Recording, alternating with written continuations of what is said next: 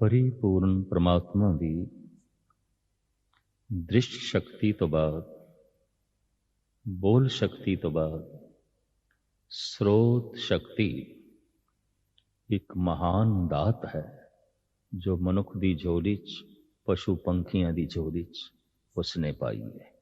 आवाज दा बोध, शब्द दा बोध सानू कन्ना दे राही आउंदा है। मनुख सुन ना सके तो कह दिता जाता है बहरा, इते बहरा। बहरे लई आवाज दी दुनिया खत्म हो जाती है, अंधे लई आकार दी दुनिया खत्म हो जाती है, गूंगे लई संबंध रिश्तेदारियां दी दुनिया खत्म हो जाती है, क्योंकि वह संबंध जोड़ नहीं सकता। अंधा वेख नहीं सकता, गूंगा जोड़ नहीं सकता, पर बहरा कुछ भी सुन नहीं सकता। आवाज दा अपना संसार है, आवाज दी अपनी दुनिया। परमात्मा वेखण विच प्रकाश है, पर उसका दूसरा रूप है ना आवाज। धन गुरु नानक देव जी महाराज फरमान करते हैं, विस्माद ना विस्माद वे। ए परिपूर्ण परमात्मा, विस्माद हो जाना मैं नाद सुन के। नाद चारों पासे फैले हुए है, पंछियां दे बोल, पशुआं दे नाद, मनुखी नाद, और ऐसा नाद जो अठे पैर ब्रह्मंड दे गूंज रहा है, जिन्हों प्रभु नाद कहते हैं, और जिसनों गुरबाणी ने इन फरमान किया है, ठाकर हमरा सद बोलन था। मेरा प्रभु सदा बोल रहे है, सदा बोल रहे है।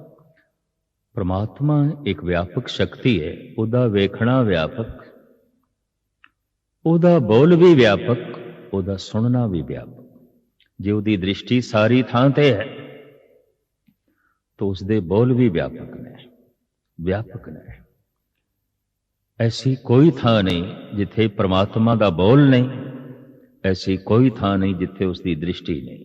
पेखत सुनत सदा है संगे, मैं मूर्ख जानिया दूरी रे। दृष्टि उसकी सदा साडे नाल है, उसके सदा साडे नाल ने, और उसकी स्रोत शक्ति सदा साडे नाल है। ठाकर हमरा सदबोलंता। बहरा है मनुख जिन्हों परिवार की आवाज, संसार की आवाज ना सुनाई देवे, और अध्यात्मक तल ते बहरा है मनुख जिन्हों निरंकार की आवाज ना सुनाई देवे। कहते ने मनुख जो कुछ सुनना चाहता है वही कुछ है, जो नहीं देखना, नहीं सुनना चाहता, नहीं देखना चाहता, वो नहीं है। ये हकीकत है। जैसे मजनू लैला तो बिना और कुछ नहीं देखना चाहता, तो उसनों हर पासे लैला ही लैला दिखाई देती है। भगत परमात्मा तो बिना और कुछ भी नहीं देखना चाहता, तो उसनों हस पासे परमात्मा ही परमात्मा दिखाई देता है। जैसे मोह ग्रसिया मनुख बच्चे की आवाज तो बिना, पत्नी की आवाज तो बिना और कुछ भी नहीं सुनना चाहता। यदी आवाज हर वक्त कन विच पैंदी रहे, प्रेसी की आवाज, पत्नी की आवाज, बच्चों की आवाज हर वक्त कन विच पए। संत प्रभु तो बिना कुछ भी नहीं सुनना चाहता, कुछ भी नहीं सुनना चाहता। वो हर वक्त सुनना चाहता है परमात्मा नूं। क्यों? तिसकी सोए सुनी मन हरिया, जन नानक परसन आवे। है उस प्यारे दा बोल ऐसा, किधरे सुनन दिश आ जाए मन बाग हो जाता है। मन खिड़िया हरिया बाग। किसी बाग विच इतनी हरियावली नहीं जो परमात्मा नूं सुन के संत दे अंदर पैदा हो जाती है, भगत दे अंदर पैदा हो जाती है। उसका नाद चारों पासे गूंज रहा है। धन गुरु नानक देव जी महाराज फरमान कर रहे ने, वाजे नाद अनेक असंखा केते वावण हारे। परमात्मा की आवाज संगीतमई है, उन्होंने सुनना है। गुरु नानक नूं सुनाई दे रहा है। गुरु नानक कहते ने, हे परमात्मा तू ते साज है, अनेकां तरह के साज, कोई एक तरह का साज। साडे देश के ऋषि मुनिया ने पता नहीं कितने साजां नूं जन्म दिता है और संत जना ने जन्म दिता है। बीणा की जन्मदाती सुरस्ती है, मुरली दे जन्मदाता श्री कृष्ण ने, डमरू दे जन्मदाता शिवजी ने, ढोलक दे जन्मदाता हिंदुस्तान दे भगत ने, रबाब दे जन्मदाता इस्लाम ईरानी सूफी संत ने, सरंदे दे जन्मदाता धन गुरु अर्जन देव जी महाराज ने, एक तारे दे जन्मदाता नारद ने, सारे साज ते संतां ने पैदा किए। जैसे संतां दे बोल ही कोई अपनी जबान नाल बोलन लग पवे, वेद पाठ करन लग पवे, गुरु ग्रंथ साहब दी बाणी पढ़न लग पवे, बाणी गुरु नानक दी पढ़ रहा मैं। इस तरह के साजां दे जन्मदाते संत जन ने, वजांदा कोई कोई पिया। असंत भी वजा सकता है, एक मूड़ भी गुरुआं दी बाणी पढ़ सकता है, एक नास्तिक भी महापुरुषां दे बचन पढ़ सकता है, एक दुष्ट तो दुष्ट मनुख भी संतां दे साज वजा सकता है। पर साजां दे जन्मदाते संत जन ने, किसी नूं ऐसा प्रतीत होया परमात्मा दी स्रोत ते एक तारा है, परमात्मा दी स्रोत ते मुरली है। यतन किया गया संत जनां नूं जो परमात्मा दी आवाज सुनाई दे रही है, उन्होंने जगत नूं सुना सकीए। परमात्मा दे जो बोल ने, परमात्मा दी जो आवाज है, वो जगत दी स्रोत बने, संसार दी स्रोत बने। और जिहदी स्रोत शक्ति इतनी महान हो जाए कि परमात्मा सुनाई देन लग पे, समझ लो मिले हुए कन उन्होंने अपनी सफलता प्राप्त कर ली। ए सरवनो मेरे हो, साचे सुनने नूं पठाए, साचे सुनने नूं पठाए, शरीर लाए सुनो सत बाणी। गुरु अमरदास जी महाराज का फरमान, परमात्मा ने ये जो कन बनाए ने सिर्फ सत बचन सुनन लई, प्रभु दे बचन सुनन लई, ये व्यर्थ दे बोलां नूं सुनन लई नहीं बनाए।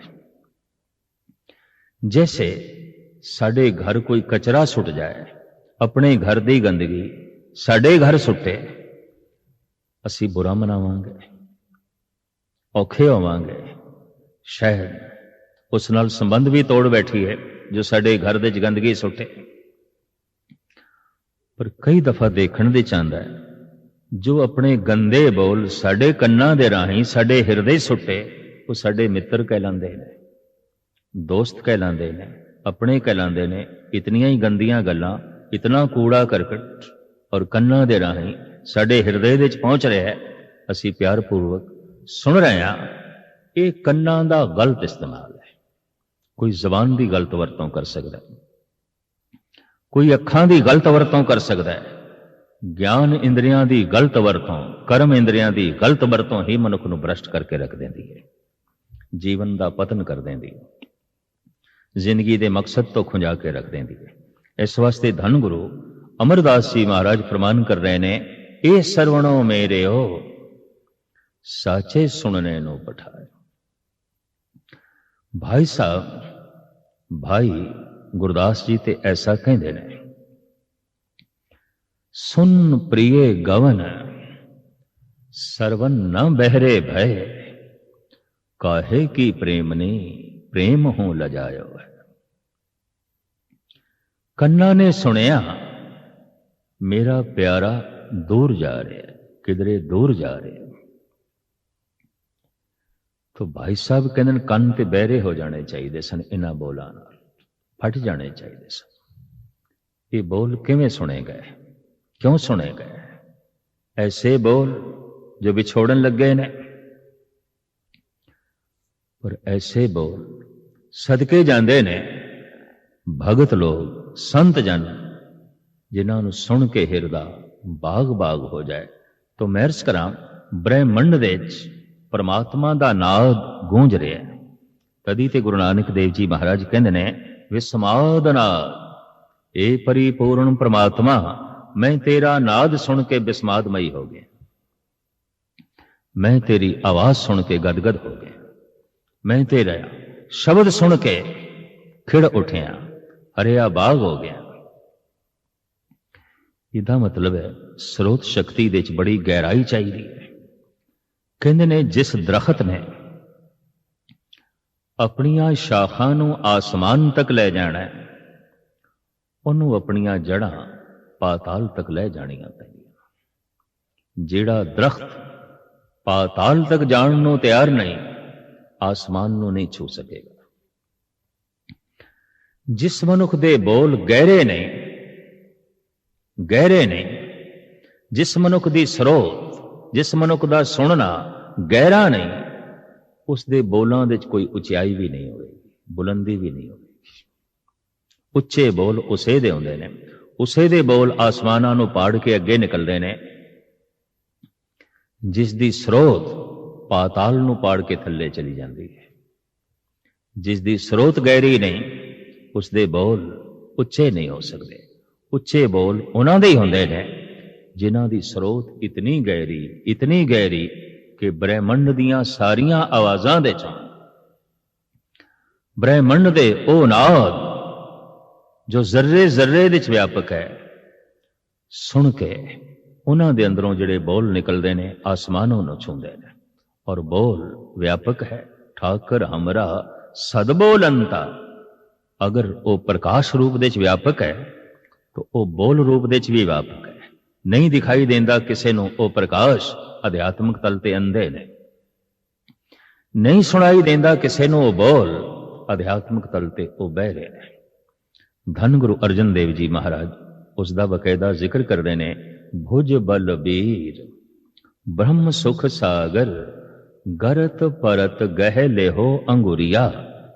वेख सका अखां कोई नहीं, तेनू सुन सका कन भी कोई नहीं, तेरे मार्ग ते चल सका पैर भी कोई नहीं, तेरा दामन पकड़ सका हाथ भी कोई नहीं। ज्ञान इंद्रियां दे नाल कर्म इंद्रियां दा भी जिक्र कर दिता है। कर्म इंद्रियां दे हाथ पैर आ जाते हैं। क्रियावां सारियां रुक जाणगियां, अगर हाथ नहीं तो दोवें पैर नहीं, सारी क्रिया रुक जाएगी। कृत कर्म सारे दे सारे जो है रुक जाएंगे। जबान भावें ज्ञान इंद्र है पर कर्म इंद्रा भी है, बोल दी है। पैर चलते ने, हाथ करते ने, इन्हों कहते ने कर्म इंद्रे। क्रियावां सब क्रियावां रुक जाणगियां अगर हाथ नहीं। और मनुख नूं हाथ बड़े विशेष परिपूर्ण परमात्मा ने प्रदान किए ने। और 4 उंगलियां दे नाल अंगूठा ते बहुत महान है। मनुख दी बहुत वड्डी विकास जो मनुखता दे दर ते होई है, इन्हां उंगलियां ते हत्थां दा सदका होई है। कितनी भी समझ होवे, कितनी ही होवे, लेकिन हाथ नहीं तो अपनी समझ नूं वो कृत दा रूप नहीं दे सकेगा, अपनी समझ नूं साकार नहीं कर सकेगा, अपनी समझ नूं आकार नहीं दे सकेगा। तो धन गुरु अर्जन देव जी महाराज कहते ने, हे परिपूर्ण परमात्मा, तैनू वेख सका अखां कोई नहीं, पर तैनू सुन सका मेरे कोल कन भी नहीं, तेरा दामन पकड़ सका मेरे कोल हाथ नहीं, तेरे मार्ग ते चल सका मेरे कोल पैर भी कोई नहीं। भुज बल बीर ब्रह्म सुख सागर, गरत परत गह लेहो अंगुरिया। सरवन न सुरत नैन सुंदर नहीं, आरत द्वार रटुत पिंगुरिया। पिंगला भी हाँ, टुंडा भी हाँ। धन गुरु नानक देव जी महाराज दे होर बोल, दिसे सुनिए जानिए साव न पाया जाए, रोहला टुंडा अंधोला क्यों गल लगे धाय। जो अंधा है, बहरा है, टुंडा है, लंगड़ा है, परमात्मा की प्राप्ति किस तरह होगी? शरीरक तल ते कोई लंगड़ा होवे, टुंडा होवे, अंधा होवे, बहरा होवे, गूंगा होवे, ते पत्थर ते उस मनुख दे च फर्क की है? अध्यात्मक तल ते सारे ही पत्थर ने, सारे ही पत्थर ने। कदी कदाई कोई करोड़ा लखां दे दो चार मनुख ऐसे होंदे ने जिन्हां नूं असीं कह सकदे हां मनुख ने, पूर्ण मनुख ने, बाकी ते पत्थरां दी तरह जींदे ने। ना कुछ दिखाई देंदा है, ना कुछ सुनाई देंदा है, ना सच देखना, ना सच सुनना, ना सच दी स्पर्शता, ना सच दा स्रोत। पत्थर ही पत्थर। कई दफा ऐसा भी अनुभव होता है कि मनुख नूं पत्थर इतने प्यारे क्यों ने? ये अपना नाम ही पत्थरां ते लिखना चाहता है। ये बहुत वड्डे रिश्ते संबंध भी पत्थरां नाल ही जोड़ना चाहता है। कारण अजे आप पत्थर है। जब आप पत्थर है तो ऐसे मनुख दा परमात्मा पत्थर है। जब आप पत्थर है तो अपना नाम भी इसनूं पत्थरां ते ही चाहिदा है। इहदा नाम पत्थर उजागर करन नहीं, तेरा नाम पत्थर क्यों उजागर करन? तेरा नाम परमात्मा दे नाम नाल उजागर होवे, ईश्वर करके उजागर होवे। पर ईश्वर लई ते परम चेतन होना पेगा। ईश्वर की है परम चेतन, पत्थर की है परम सुकड़िया होया अचेत। अगर कह दईए सब तो चेतन कौन है? परमात्मा। सब तो अचेत कौन है? पत्थर। बाकी विचकार दा जगत है। पत्थर तो थल्ले होर कोई अचेत नहीं ते परमात्मा तो अगे कोई सुचेत नहीं। पत्थर ते परमात्मा दे विचकार बाकी दा सारा जगत है। पत्थर नाल रिश्ता है ते पिछे मुड़ गया है, परमात्मा नाल रिश्ता है तो अगे जा रहा है। ये परम चेतन होंदा जा रहा है, अगां जा रहा है। ये अचेत होंदा जा रहा है तो पत्थर होंदा जा रहा है, पिछे मुड़ गया। सिर्फ पत्थर तो ही चोट नहीं लगती, मनुख तो भी चोट लगती है जब मनुख पत्थर हो जाए। शायद पत्थरों ने भी इतनी चोट नहीं पहुंचाई मनुख नूं जितनी मनुख ने मनुखा नूं चोट पहुंचाई है। शायद पत्थरों ने भी इतना जख्मी नहीं किया जितना मनुख ने मनुख नूं जख्मी किया। शायद पत्थरों ने भी इतनी तबाही नहीं की थी जितनी मनुख ने मनुखता की तबाही की थी है। पत्थर पत्थर है, अचेत है, इतनी तबाही नूं जन्म नहीं दे सकता। मनुख रंचक मात्र, अंश मात्र, थोड़ा जिहा सुचेत है, उस पत्थर का इस्तेमाल कर सकता है। खुद भी पत्थर है ते बाहर दे पत्थरां दी वरतों भी कर सकता है। पत्थरां नाल बहुत कुछ तोड़ेगा और अपने आप नाल भी बहुत कुछ तोड़ेगा। मनुखता तो अज तक बहुत कुछ टुटिया है। कितने शहरां दी बर्बादी, कितने मुल्कां दी तबाही, कितने मनुखां दीयां लाशां, ये सिर्फ मनुख करके, क्योंकि मनुख पत्थर। सब तो जो अचेत है पत्थर, सब तो जो सुचेत है परमात्मा। पत्थर ते परमात्मा दे विचकार सारा जगत है। पिछे मुड़ जाइए पत्थर, अगे चले जाइए परमात्मा।